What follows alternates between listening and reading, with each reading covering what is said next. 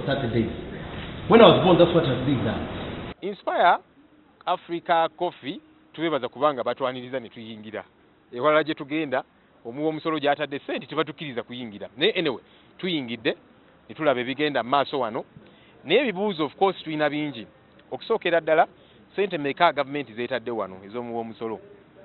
Ekibuuzo ekyo tekinnadibwamu tukibuuza minisita wa science and technology kubanga buumi na buumbi obutwalibwa mu ministry eyo balina secretariat gye bayita Science, Technology and Innovation Secretariat under Office of the President. Etekebwamu obuwumbi n'obuwumbi buyitirivu obutabalika. Naye kati bo ne bazisaasaanya ate ne batatubuulira embalirira eyo kakati Inspire Africa Coffee government mwagiwa sente mmeka. Lwaki temuvaayo ne mubeera balambulukufu kikulu kubanga bw'otabeera mulambulukufu oleetera abantu kulowooza ebintu bingi. Omuwa omusolo alina okutegeera sente z'emmeka eziri wano. N'ekira sente ezo zikola ki? Kirungi tutambudde wano tulabye okuzimba kugenda mu maaso batubulidde nti March omwaka ogujja bagenda tandika okuprocessinga coffee. Katulindirire. Ekirala ekikulu ennyo sente y'omuwa omusolo nga tennateekebwa mu bitongole nadda wa kampuni ez'obwannannyini walina okubeerawo entegeeragana memorandum of understanding. Katubadde tubabuuza gavumenti mwassa omukono endagaano mwine endagaano gye mwasayininga naye tekinnatereera bulungi. Omukulu Nelson atugambye nti yes bakkanya ne gavumenti engeri gye banaakikola era gavumenti n'atugamba nti yakabawa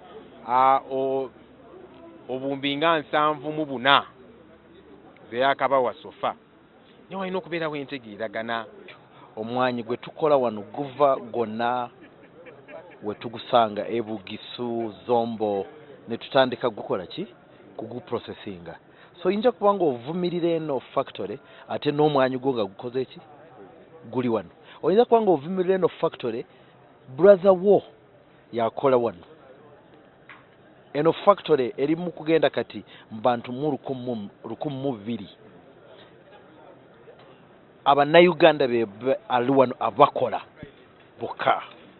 So kyensanyuseemu nti abakulembede oba honorable bazze wano tetugenze mu bya politics, tugenze mu bya business.